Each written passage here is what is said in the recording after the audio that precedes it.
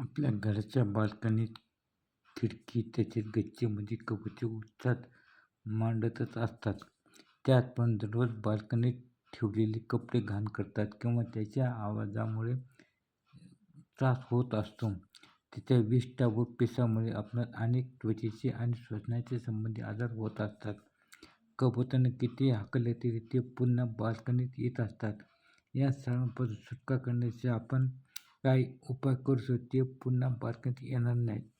जर तुम्हाला बाल्कनीतून कबुतरांना काढून टाकायचे असेल तर एका भांड्यात 2 चमचे व्हिनेगर आणि बेकिंग सोडा यांचे द्रावण तयार करा. ते एका स्प्रे बाटलीत भरा आणि हे द्रावण बाल्कनीमध्ये चांगले फवारणी करा. कबुतरे यांच्या वासाने पळून जातील आणि कधीही परत येणार नाहीत. त्याचे डिंक, याशिवाय कबुतरांना हाकलण्यासाठी डिंक देखील वापरू शकता. आपण बाल्कनीमध्ये विविध ठिकाणी डिंक चांगले पसरवावा. यामुळे बाल्कनीमध्ये कबुतरांना रोखता येईल, कारण त्यांना चिकट जागावर बसणे आवडत नसते. त्याकरता तुम्ही मधाचा देखील वापर करू शकतो.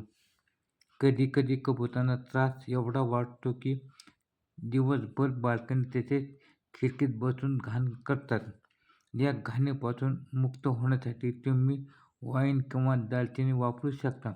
यासाठी तुम्हाला एका भांड्यात पाणी, वाईन आणि दालचिनी पावडर मिसळावे आणि हे पाणी उगवल्यावर शिंपडावे. तसेच कबुतरांना ज्या ठिकाणी जास्त हवं त्या ठिकाणी याची फवारणी जास्त प्रमाणात करा. याचा तीव्र वासामुळे कबुतरे इथे बसणार नाहीत. पाण्यात काळी मिरीची पावडर मिसळून फवारणी करा किंवा पाण्यामध्ये लाल मिरची पावडर मिसळून देखील फवारणी करू शकता. जर तुम्हाला हवे असल्यास हे दोन्ही मिसळून बाल्कनीत फवारणी करा. यामध्ये कबुतरांना बाल्कनीत येण्यापासून रोखता येते, कारण कबुतरांना तिखट वास आवडत नसतो.